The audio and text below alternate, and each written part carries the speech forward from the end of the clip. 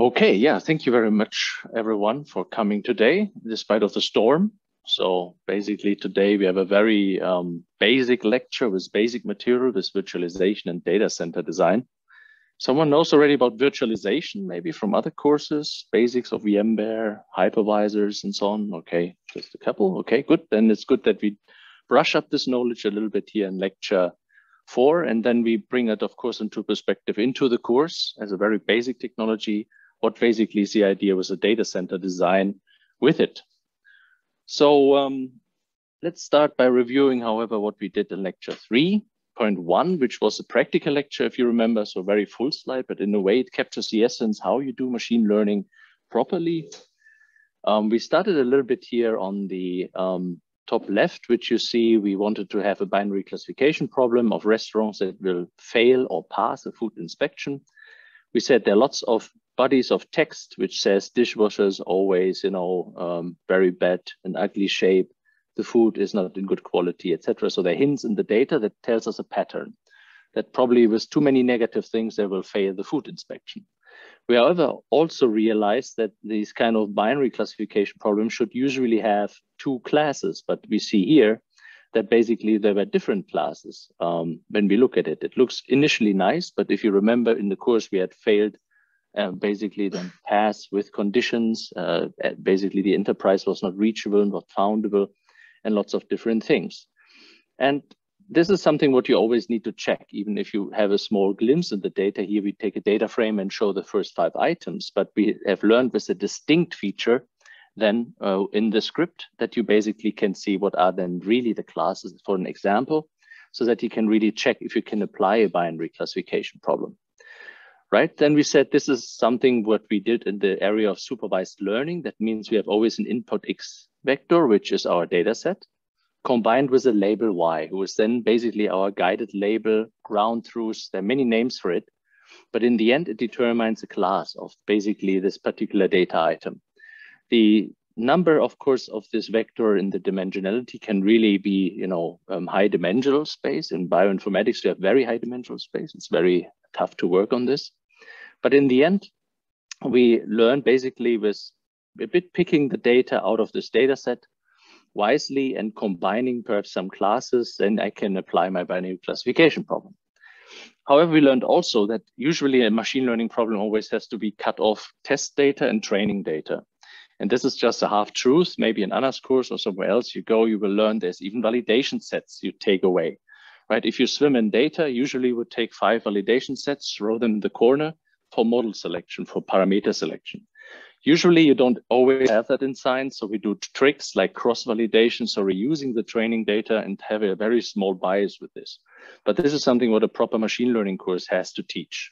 However, you see a way, whatever you take away from training here, you take away from testing, which is then also the point why sometimes you have to be very careful in doing this. For statistical learning theory, you need much more for training to make a proper model, to train and get the error down.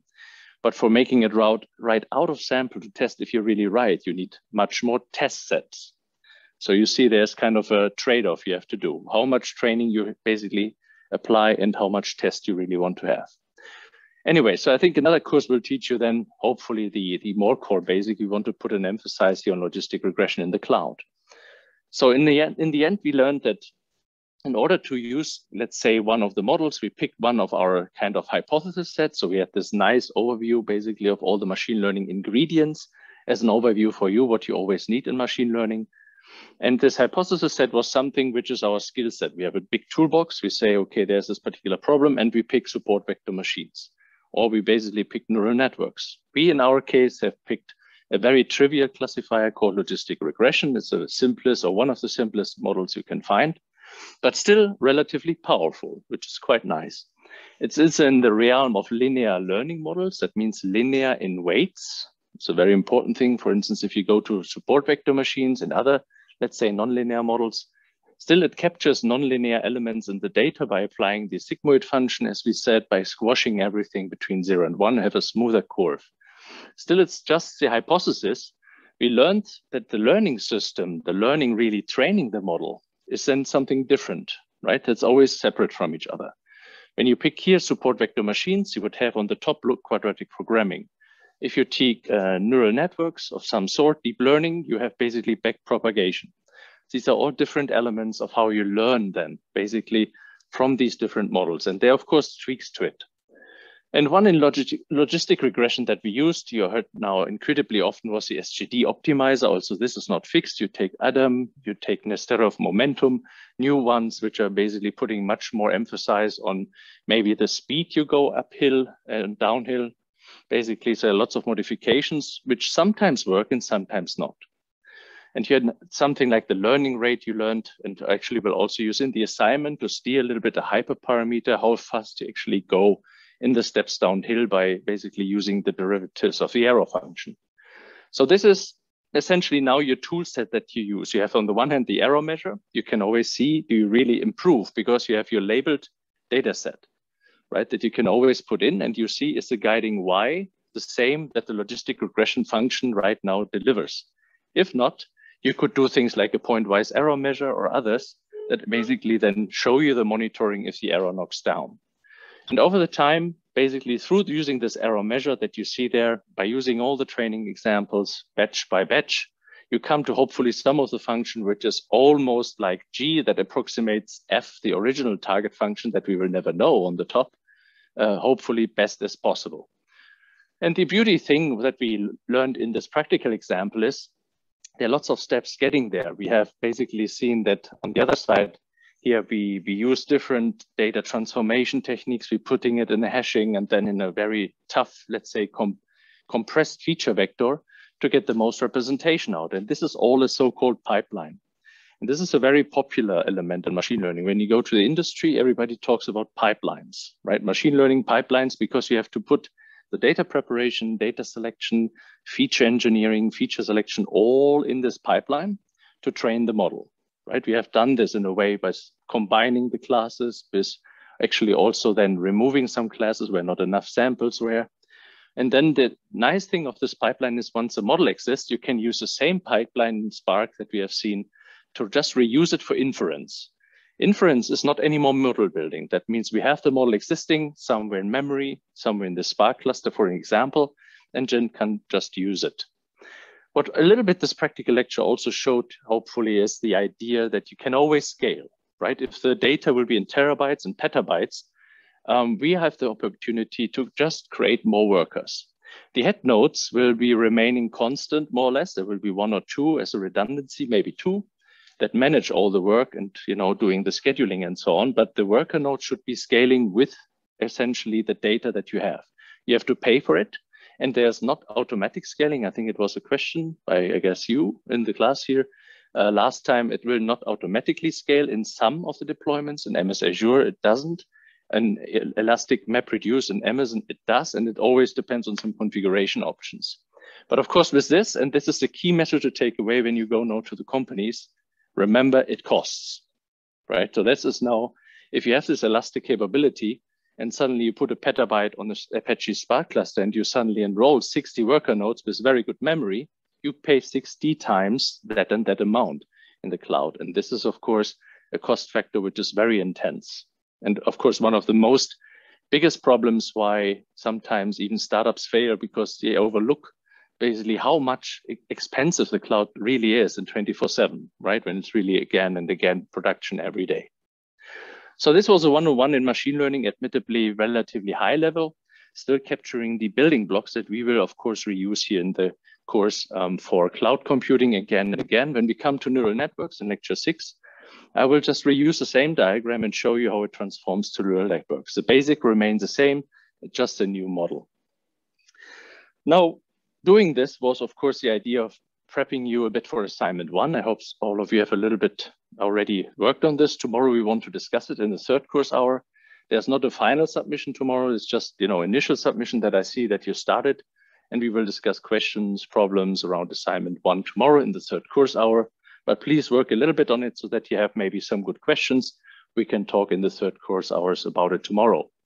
However, now you see, we come back to some of the basic kind of topics in cloud computing. And this is really what it enabled, right? So when you see the Spark cluster, this is usually deployed in a very abstract environment using a lot of virtualization. All the workers are virtualized. It's not really maining all the different clusters that we have seen maybe per CPU, per GPU. So this is all, let's say, abstracted from the operating system. That's what we will talk today about it. And then a little bit of factors, how not only virtualization plays in the game, also so-called economics of scale, which means why there are so big Google data centers around and why they are so competitive. So that's where we start. We will basically reuse a little bit the virtualization term and put it in perspective of cloud computing, of machine learning, what happens with images, instances, and lots of terminologies, hypervisors, some technologies that you maybe already know. VMWare is quite known, but also the CAN supervisors, so different of those, which maybe some of you, basically maybe know from other courses. And then we really put that in perspective to this cloud center design, where of course we were getting gradually to a notion of failure. And this will be the lead to lecture 5. So how we deal with failures in the data center. You can imagine in the system center where I come from in Jülich, every day something fails, right? We have a whole machine room with, #1 in Europe in an HPC machine, every day fails something. But of course you just don't realize it, they don't know it. Basically, because we have a very good way of dealing with failures at scale. And that is exactly what essentially the people also do here that have this data centers in the, let's say, more practice domain. Let me just check my microphone. Yeah, actually, when I said tomorrow, of course, I meant on Thursday, right? It's just something weird happening with my headset here. Yeah, maybe nothing happened. Just a different sound adjustment. Okay, so, but of course, when I discuss it, I mean on Thursday in the 3rd course hours, we have assignment 1. That was a question from the online audience. Good, so let's go going. One of the important terminologies that also maybe should get out of this in your heads is this idea of public, private, and hybrid clouds. So this is very popular, has something to do with data protection, and I will make the case of it. So looking at virtualization, it's really a topic that should be actually taught in courses like operating systems, very basic courses in computer science, which essentially all of the systems here in a way use virtualization in one way or another. But you also see that virtualization was really, if not the key element in creating cloud computing, right? So of course I said HPC and all the grid computing. And so in this played into the game of basically interconnecting CPUs. But virtualization and of course then the increase in CPU speed, GPUs, this all fueled things together that really enabled these internet clouds that we have today. So that's why we have to put it a little bit in perspective in the course. If you want to know what virtualization is, we have here traditional computer as an example, where you have all the hardware in the system. And then you would have on top of the hardware, a usual host operating system. Some of you have Windows, some probably have Linux, CentOS, derivatives of Linux, which are popular. And then inside you would run an application. So this is something where you would say that's a very traditional computing system, very normal. What virtualization does, it basically has this abstraction layer, this virtualization in between. That means the hardware is not directly anymore accessible, but a reproduction of those or a virtualized representation. In other words, you can then basically have on the same hardware different operating systems running. So some people do it, especially my students, right? When my PhD is working in PowerPoint for some presentation, they use a guest OS with Windows and PowerPoint. When they are coding and doing programming, they're using Unix or CentOS with, C, Fortran, or whatever compilers. So in the end, or Python. So in the end, it enables you to get a little bit more, let's say, flexibility of the hardware that you have, and enabling it also for more users, which we will soon see. So in a way, this is the great representation here. Basically, I should use more here the mouse as we're in the hybrid setup. So you see a little bit here, again, the idea of a normal physical machine with an operating system, Windows and applications. And now what you basically have in a very native VM style, there are different ways now, of course, how you can do virtualization. You have a virtual machine installed, which basically have then this so-called hypervisor, which is running on top of the hardware and enables guest operating systems, guests, because in the end, they're just basically here the guest of this hypervisor, and the applications can actually then take advantage of the hardware going all the way through the hypervisor. It's very basic material of computer science. So I go a bit more quicker through it so that you basically see that. It acts, of course, as a normal operating system, but the calls that are going, let's say when you read from a hard disk, when you do some specific element with hardware, are always going through this virtualized layer. There are some exceptions what you can implement, but then you sometimes also lose the virtualization abstraction, right? But this gives you, of course, now an interesting way how to basically do this, especially in the light of the fact that, of course, think about a data center now. There are many different users that are using it at the same time. There's, for instance, a Spark installation, which is used by users from bioinformatics, from genetics, but also from engineers and from remote sensing people. So lots of people, different user groups with different loads, with different applications. If you as a center have to install all of that in the application system, you basically go a much better way in having this, let's say, in very, specialized areas supported. And by having this guest operating system just next to another one, and the applications next to another one, you enable basically very different application loads on the same hardware, right? By being, let's say, prepared for it. Today, they even would go and put it in a Dockerized or containerized environment. That's a lecture that we have towards the end of the course, because then it's one level up, so to speak. You first have to understand virtualization, then the containerization goes one step more. But this gives you a very nice way of dealing really with more applications. And then the other side of the story is the server utilization, right? You enable more applications, but the server utilization means how much is the CPU really used?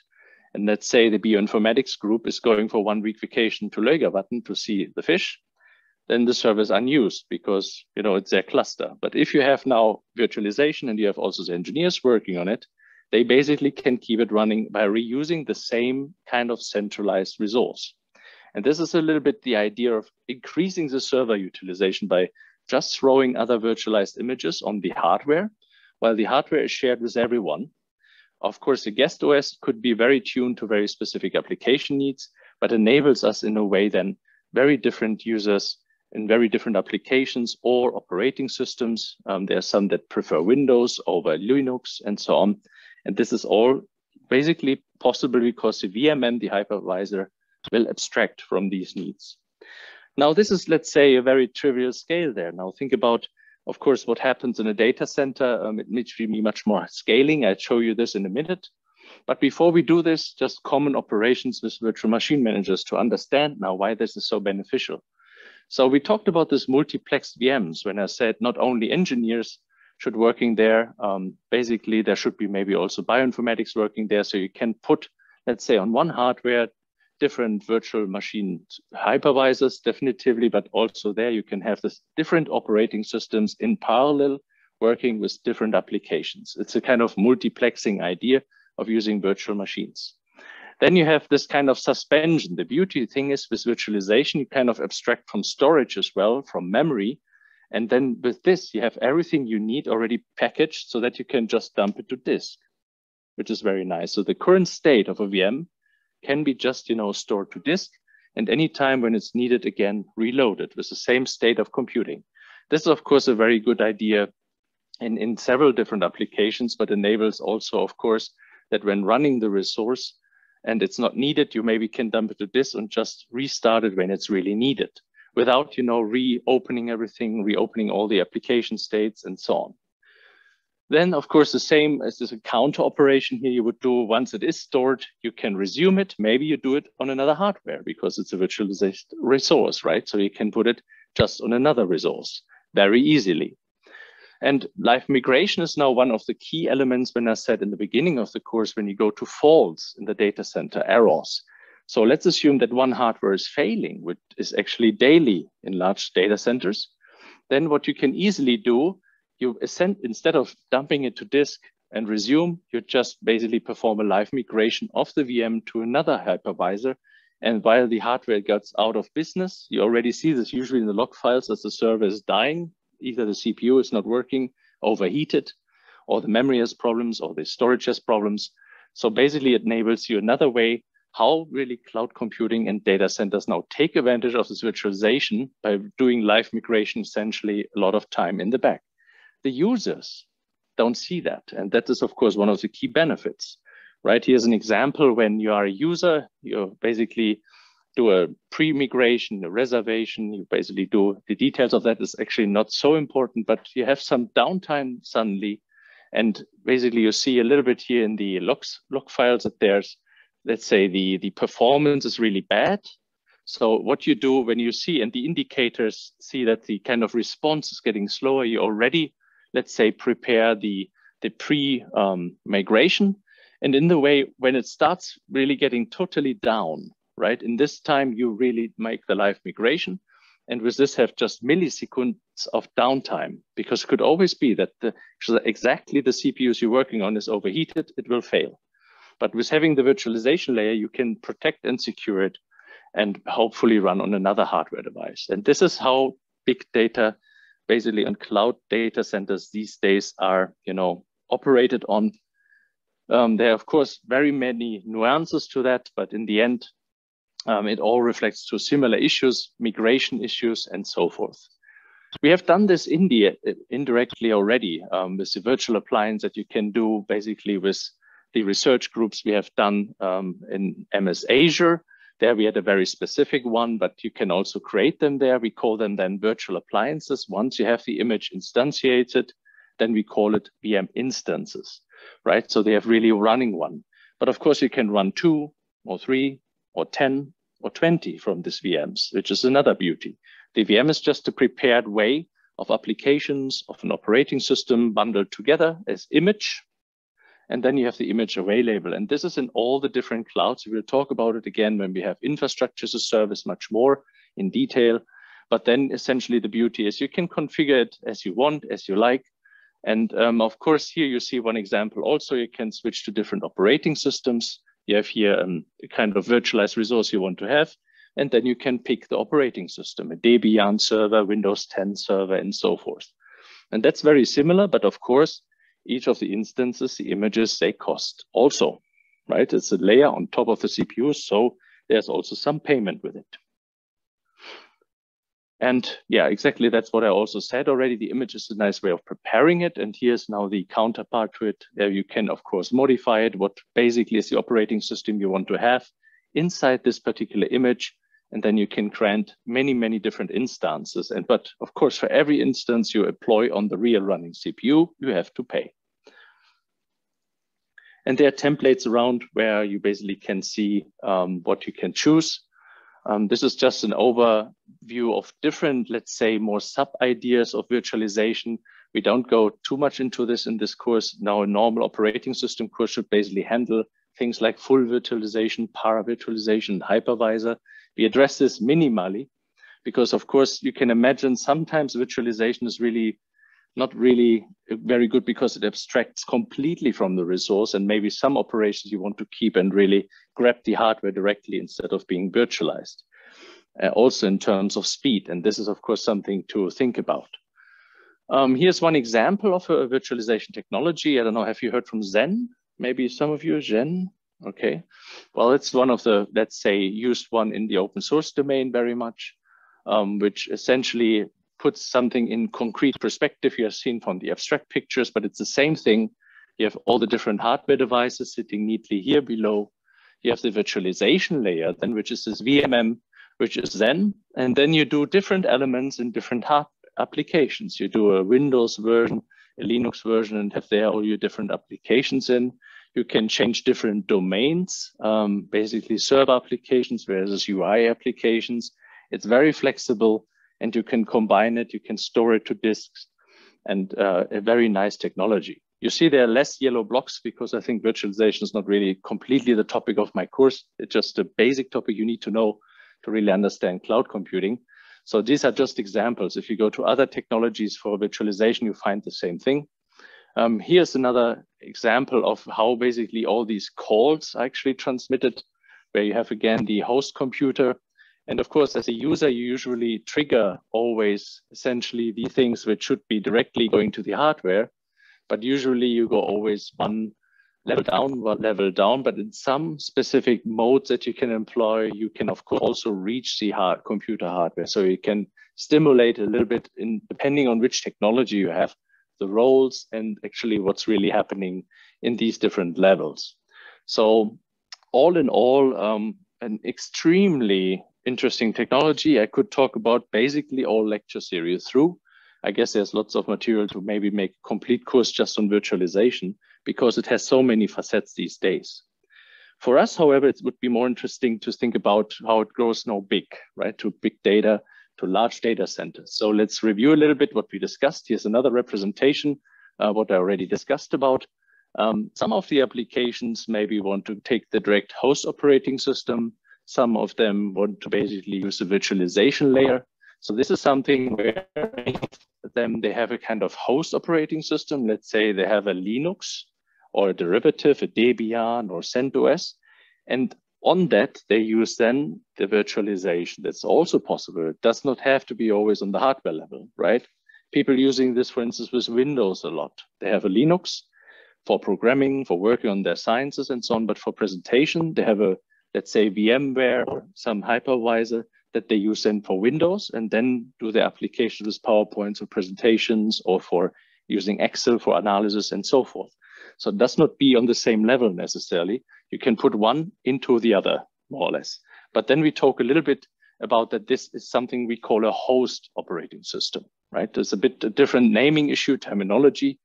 Again, something important for you as a basis, but perhaps everything here is just example of many other ideas how you could use it, and some ideas of using para-virtualized elements would be that some hypercalls can be really replaced, and then you can directly go more easier to the host. While normally you would always go basically layer by layer through it, but you can of course with this also create some specific functions that would have some very specific hardware maybe analyzed. One example come to mind would be maybe here the Formula 1 racing car. It has a very interesting interface, I guess. Here, when you want to interact with the hardware, you don't need to virtualize that because there's a measurement probably coming directly out of a hardware measurement device out of this. That's just an example. Again, KVM, also very famous. People know KVM maybe by chance? Also not, okay. Good. So then we are back to our old idea of cloud computing, 10,000 feet. You have seen the slide many times now, right? You know the most important service term in cloud computing by now, I hope, from the quiz also and from many different slides. So that's what we're interested in. So how that now reflects virtualization, how we come that basically we have now this basically on a very high scale, but on the very low level, all of these different hardware elements virtualized. So this is something, of course, what we want to look. So this is a more data design setup, right? And of course, we come into this course again and again, this infrastructure as a service, platform as a service. We talk about this again and again. We're starting just with this topic right now. But the point is everywhere on the lowest level possible, right? Where the real machines are, very close to it, you will already find virtualized resources. And the idea is really to enable resource sharing with many different users, which can have all virtual machines or virtual platforms on top of it. So that you, in the end, have a decoupling from the physical hardware architecture, which is really there, and what the users really use. Often you see that also in the pricing. They say something like vCPU, a virtualized CPU. So it's not the real CPU you use. You have a virtualized share of a CPU because others using it as well. And they're fine tunes. And when you go up the hill, let's say basically up the architecture, you come more and more to the application space again. You see there are some virtual machines. They all have their agents checking what's the situation in this different status, where you do some management aspects, the load management on one machine. If you see the load gets too much, you migrate it away to another server. Also, of course, as a data center manager, you will always look at these things. Also, if you're responsible yourself or if you swipe to credit cards, there will be major differences, right, in terms of how you manage the cluster. Security is a very important part of it. Not everybody can access it. You remember when I was demonstrating it before I could access Jupyter, I had to put again the admin password just to protect it because it's a UI. That's an example of that. And the higher you get, then basically you would put now infrastructure services and then the applications on top. But if you have a data center on the lowest scale, so to speak, you have these building blocks usually very often that abstract from the physical hardware. And it doesn't matter what you do, if it's for a streaming server, for another application, this is something what we essentially always see. Again, in lecture 13, when we create our own cloud, we will come also back to this, how we basically create this with, OpenStack and so on, to have our own building blocks that you see on the right-hand side here again and again, used to abstract from computing, to abstract from storage, to abstract from basically everything you have in physical environment, just to make the cloud scalable. And this is really driven by virtualized resources. The other element of it is, of course, now having different users, right? You have different user groups that have a very large cluster, very large computing. And you see here the red group and the green group, for example, and they can do flexible resource sharing with this as well. So this is now something which could be, let's say, more or less like a group setup, accessing these architecture parts, right? In other words, if someone sets up a Spark cluster that we have seen in one of the practical examples, let's say him, he can share this. He maybe is the sysadmin of the startup, and others are just machine learners, but they reuse in the same resource group, essentially the Spark server. But while the sysadmin is thinking about yarn scheduling and all other elements to keep the Spark cluster alive and how many worker nodes I need, the machine learners concentrate on AI modeling, right? They just trust the sysadmin of the Spark cluster, it will work. With the cloud now, you can provide as sysadmin, basically the machine learners, an infinite amount of resources if they can pay it and if they do good modeling to get lots of return of investment. The other end of the scale is when we have this fault tolerance, right? I said when one server fails, we can always go and continue on the next one. You remember with the idea of doing logistic regression, and if you do it and optimize and suddenly the CPU dies and you're in the middle of the modeling, is very sad. But Spark will resubmit it on another cluster element. That's why basically it's also very nice technology combined to use with Spark with these kind of big data analytics frameworks. And we see that again and again through the course when we come to this. And the one key theme is, of course, there's the scheduling and cluster elements. Now, this is a little bit more, showing you what will be a real life situation of a big, let's say, data center, right? There's not anymore one or two hypervisors. There are different levels of scheduling. There are different application loads that need to be somehow fitting in the cluster. So they have to be all stick together, fitting to not basically having, someone else's space used, because of course there will be then maybe less resources, less computing power. See very nicely how all the different parts of a cluster are used by complete different virtualized setups in different application environments, still having just one cluster in the cloud available for all the different. And they all use the same principle that is on the top. Right? They all start with the kind of guest operating system. They do something in it. And then what they do really on the hardware will be abstracted from all these different layers we have seen through the hypervisor technique, through the virtualization layer, to really then map all the really virtualized functions in the guest operating system, so to speak, to the physical cluster. And then you can scale up. Of course, it's a key consideration in these particular ones. Here's another one, which is really an example for the VMware that I showed you for the home usage before, now for the cluster usage. Again, you find when you see the architecture of VMware in the server edition, the same ingredients. You would have the hardware level, you would have the VM kernel, basically the hypervisors, on top this virtual machine images, and then the guest operatings on it. Of course, the administrator would have something like the console to really interact and see how the VMware cluster is doing. But essentially, users would use it the same way as we just discussed, just with orders of scale. And then it doesn't matter anymore, right? You can basically, if you have buy more and more or rent more and more hardware in the cloud, you can do more and more compute. And I have actually a video of VMware also that shows you a little bit in live demo in the video. And you can go on and go on. This now is vSphere, another idea of how to use it, but it works on the same server infrastructure on it, where you have, let's say, a bit more services on the top and a couple of different zones you can basically do. But for you, you see there are not really major yellow blocks for you to learn. But in the end, you would see that in the internal cloud or external cloud, it doesn't matter. The same hardware resources actually matter. If you go one level up, you have this vCompute, vStorage, vNetwork, virtualized network, virtualized compute. So again, the same story in all these different virtualization. It's just differently combined, and of course, different vendors that actually doing this.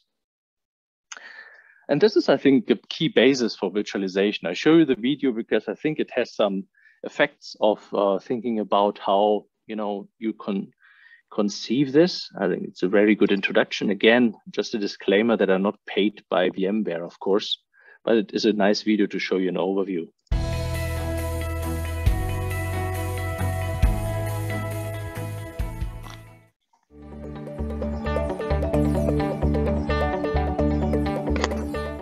The demand for IT services continues to rise while IT budgets remain flat. This makes it increasingly difficult to manage growth, especially with a complex, siloed IT infrastructure. Siloed data center structures create governance problems as vertical, per-application infrastructures make centralized management and future growth nearly impossible. Fragmented maintenance and management increases total cost of ownership because applications cannot scale easily when built on silos of isolated resources. Data center standardization and consolidation through virtualization is the key to breaking down silos and reducing capital expenditure, eliminating inefficiencies, and meeting increasing growth demands. At every level of the data center, from compute to storage to networking, there is a need for rapidly provisioned, on-demand capacity that is reliable, highly available, and highly scalable, so that IT can deliver virtualization economics across the entire data center. Server virtualization allows physical servers to be partitioned into multiple virtual servers. Each virtual server runs its own operating system and applications. Server virtualization facilitates management, improves scalability, and reduces capital expense by reducing the number of physical servers in the data center. Virtual server growth has led to an increase in storage and network demands.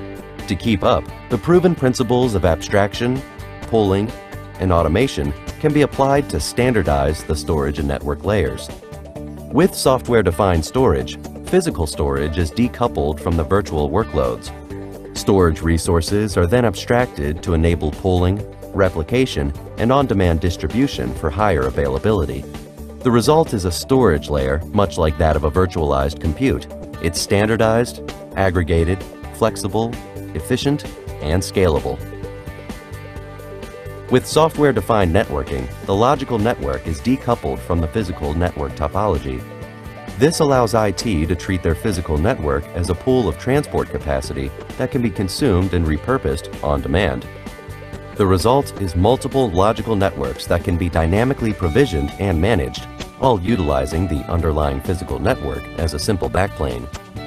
As we move into the mobile cloud era, the same tools and processes used to virtualize and consolidate your on-premise data center can be used to facilitate your move to the hybrid cloud. In a hybrid cloud architecture, services from multiple heterogeneous providers can seamlessly be managed as if they were all part of a single virtual cloud. You can seamlessly move workloads between your data center and your hybrid cloud without having to re-architect your environment. More than 250,000 customers worldwide trust VMware production-ready technology to consolidate and standardize their data centers. With their virtualized data center, the state of Michigan was able to achieve their objective of agility in delivering solutions, improving communications across business units, and reducing costs, an important factor for a financially strapped state budget. With virtualization, an investment of $1.6 million yielded $5.25 million in CapEx savings and over $850,000 in labor cost savings, while the time to deploy new applications into production was reduced by approximately 35%. Managing future growth while reducing cost and complexity in a siloed data center is no longer impossible.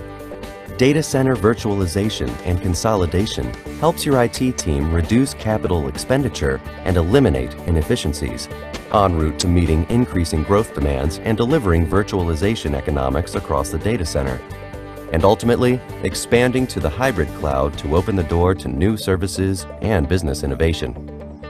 Learn more about how the software-defined data center can transform your data center. So I think that's all what you really needed to know. Again, I'm not really paid by VMware, but they make nice videos to understand virtualization. That was really a very short introduction to virtualization, but in the end, it's just a very basic technology 101 in computer science. So I guess we break here for 10 minutes and then continue with the second part of the lecture. Thank you very much.